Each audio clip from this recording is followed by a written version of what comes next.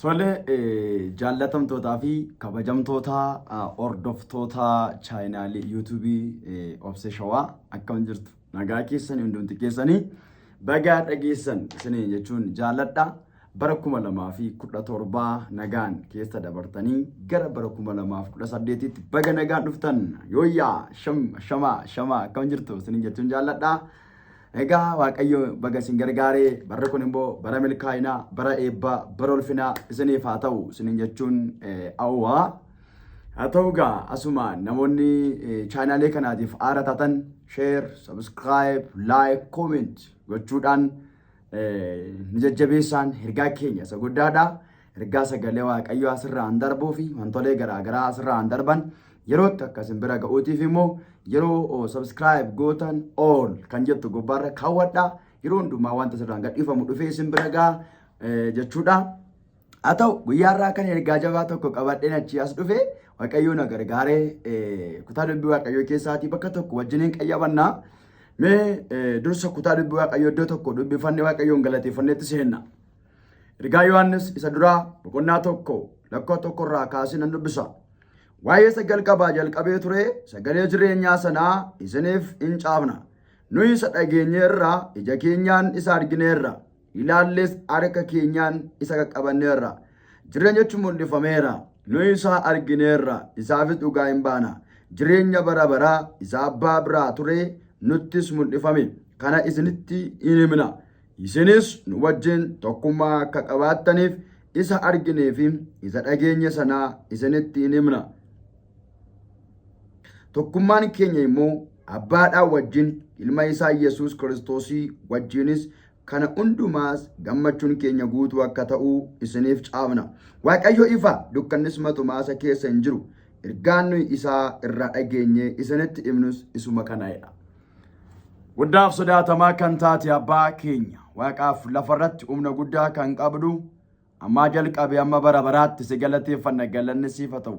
Ulfinni guddaan Waaqaaf lafarratti siif haa ta'u. Ijaa yeroo kana ulfaadhu dubbii kanutti dubbadhu hiikii nu barsiisi. Dhaloota kana gorsi jajjabeessi. Maqaa Yesuusiin ergamaa namaa kan rukutame haa ta'u. Bara kana keessa ergaan kun dhaloota kana bira haa ga'u. Maqaa tokkicha ilma kee Yesuusiin ameen. Tole egaa ergaan sagalee Waaqayyoo keessaa qabadhee achi as dhufe guyyaadhaa kana mana durii akka jedhu gubbaarrattan wajjin sagalee Waaqayyoo hirmaanna. Jireenya arganneerra waan jedhu gubbaarratti hin dubbadha. Jireenya arganneerra kan jedhu kana asuma wangeela ergaama Yohaannis boqonnaa tokko lakkoofsa 2 irraa jireenyichi mul'ifameera jedha. Dhummuusa kana jireenyicha arganneerra inni wajjin lallabna. Sagalee Waaqayyoo kun ergaa Yohaannis yoo barreeffamu Yohaannis abbaan ergaa kana macaafa qulqulluu keenya keessaa ergaa 5 yookiin ergaa 3 fi wangeela tokko mul'ata tokko akka inni barreesse nama. Haa ta'u malee Yohaannis abbaan ergaa kun nama hanga dhumaatti Yesuus biratti hafe. Yesuus Kiristoos namoota danuudhaaf nyaata laateera. Namoonni danuun Yesuus duukaa bu'aniiru. Gaafa fannoo garuu Yohaannis haadha isaa duwwaa biratti hafe. Bartoota yookiin ergamoota bartoota keessaa namni hanga dhumaatti Yesuus biratti hafe Yohaannis. Haa ta'u egaa amma kan wajjin ilaallu ergaa kanaati. Ergaa kana Yohaannis gaafa dubbatu maal jedha? Waa'ee sagal qabaa jalqabee ture sagalee jireenyaa sanaa isiniif caafnaa jedha. Inni jalqaba ture kuni itoo dachuun kun hin uumameen dura kan ture Waaqaaf samii kana Waaqaaf lafa kan uume Waaqayyoodha. Waaqayyoo kun immoo gara seera uumamaa boqonnaa 1:26 gaafa dhufnu akkas jedhee dubbata. Kottaa akka bifaaf fakkaattii keenyaatti nama hin uumnaa jedha. Akka eenyutti akka bifaaf akka fakkaattii keenyaatti nama uumnaa jedha. Kanaaf Yohaannis kana isa jalqaba ture sana isinii caafna dheetooni nuyi ija keenya nagarree irraa qaqqabannee irraa eenyuun isa jireenya kana jireenyi kun eenyudha? Yesuus. Warri Yesuus argattan gammadaan jedha asumaan Yesuus jireenya waan ta'eef. Haa ta'u egaa edda kana jedheen booda nuyi ija keenya nagarree irraa harka keenya qaqqabannee irraa isa kana immoo isinii caafna gaafa dubbatu eeyyatti argee akkamitti argachuu dandeessu? Duukaa bu'aa ture, irraa barataa ture, irraa wajjin nyaataa ture. Itti dhiyaatee taa'amu Yohaannis irraa siqu Yesuus irraa. Teessuma gubbaatti Yohaannis baay'ee siiriyeesiidha. Itti dhiyaatee taa'a. Innaa Phexros fadhi dubbata hin dubbatu. Waan biraa keessa hin jiru. Innaa Yuudaan dabarsee kennu kan jiru.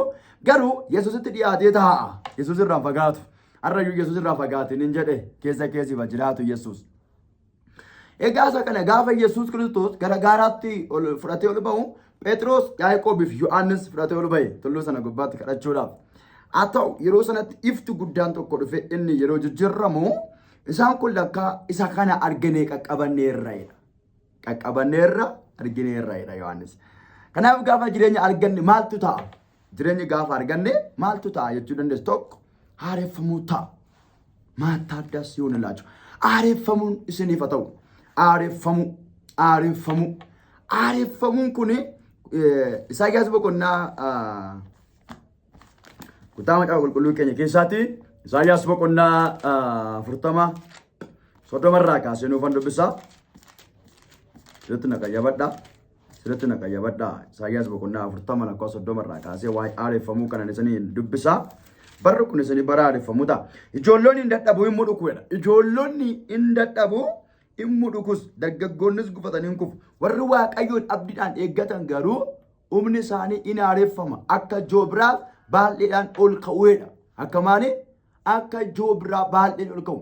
Kanaatiif maal ta'u gaafa jireenya argame hin haara'u. Wanti kaleessii haareffamuu didi. Wanti kalee toora si galuu didi. Wanti kalee kallattii si qabachuu didi. Humna sagalee kanaan kallattii si qabatachaa jiraama. Humna sagalee kanaatiin dhimmi toora gadhiise, wanti toora si alaa gadhiise, tooratti si deebi'a. Kallattiitti si deebi'a. Maal jennaan ergaa dhufe, sagalee dhufe. Sagaleen dhufe kun immoo har'a anaaf isinitti dubbachaa jira. Har'a anaaf isinitti himaa jira. Maaltu nutti himaa jira? Sagaleetu dubbataa jira. Sagaleen dubbatu kun immoo ergaa tokko nutti hima. Sagalee tokko nutti hima. Innis maalidhaa? Jireenya jechuun mul'ifameera. Jireenya arganneera. Maakoota biraati yaaloo baaraabadaana maayaa gaadaasa koota raabashii yaaloo daaniyaa maandoo. Maakookotoo biraashiyaa biraati veene meelaa gaat raajaaniyaa maakoobaayyaa. Hafiilu ruubuu diivaanoo sheekaat raajeene meelaa biraabashiyaa. Haareffamuun isiniif haa ta'u. Bakka tajaajilatti haareffamuun, lallabatti haareffamuun, kadhannaatti haareffamuun, jireenya haara tokkoon, deemsa haara tokkoon, milkaa'ina haara tokkoon Yesuusin itti fufuun isiniif haa ta'u jedhe. Kanaaf ijoollonni hin dadhabu hin mudhukus. Dargaggoonnis maal ta'u? Dargaggoonnis gubatanii hin kufu. Warri Waaqayyoon abdiidhaan eeggatan garuu humni isaanii hin haareffama. Akka joobraa baay'een ol ka'uudha.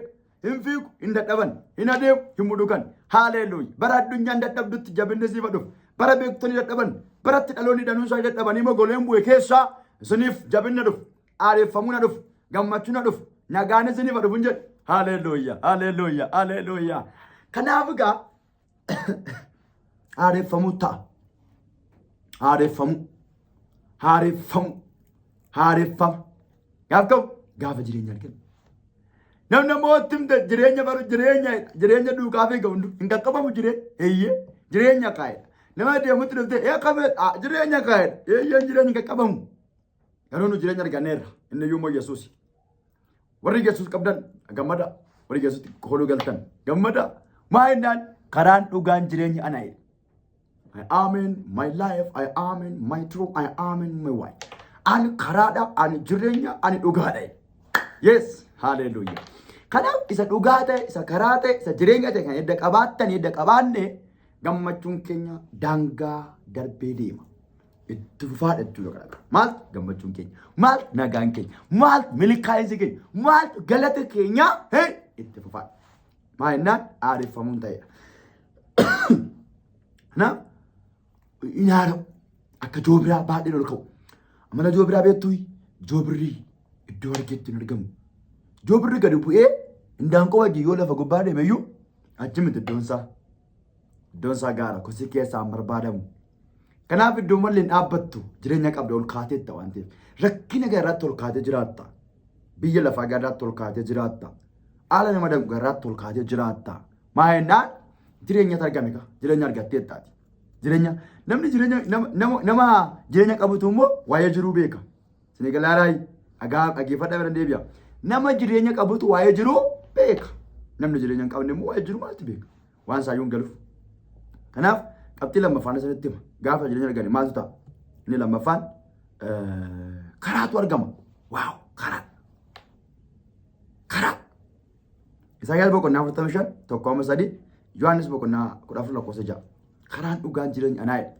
Isaayyaas kanaatiin immoo Qiiros dura balbala kan urreesse dura isaa darbee balbala caccabse baqa Yaarikoo darba dhowwatu fuuldura kan cabse Waaqayyoon Qiiros mootisee Qiiros saba lafa irraa harka isa galatti akka galfatuuf moototas mi'a waraanaa akka hiikkachiisuuf harka isaa mirgaa qabeessa nan gargaara.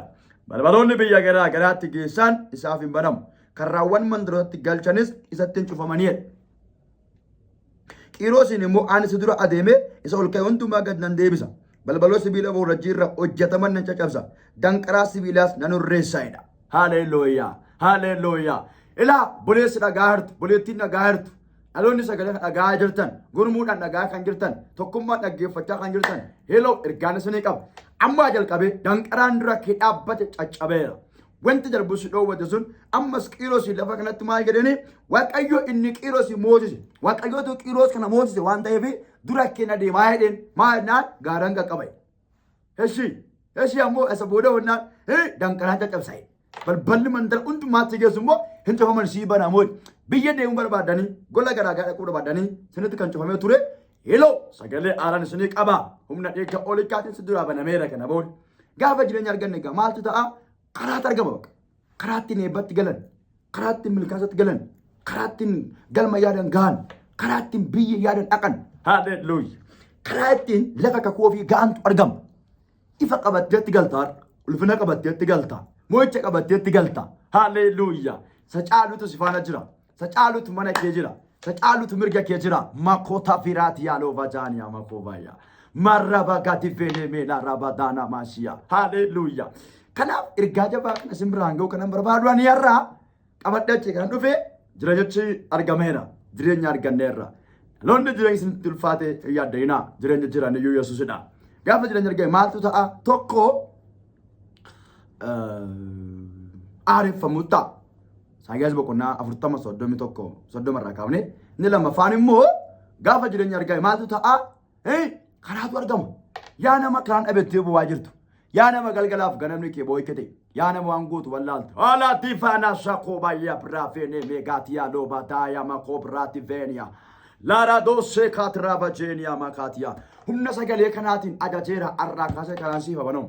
Karaan siifa banamu. Hela obboleessana obboleettina karaan siifa banamu. Karaan isiniifa banamu. Isiniifa banamu. Isiniifa banamu. Karaan aaraan, karaan eebbake, karaan milkaa'ina kee, karaan gammachuu sii qabu, karaan haaraan Yesuus isiniifa banamu. Waaw! Tigammadaatti bohaara waaqayyo dhaloota kanaaf karaa waan banteef si haa galatu jalqabaaf dhuma keenya waan taateef ulfaadhu Yesuus Kiristoos bara aarii miti bara gaarii jiraachuun isiniif haa ta'u. Ameen.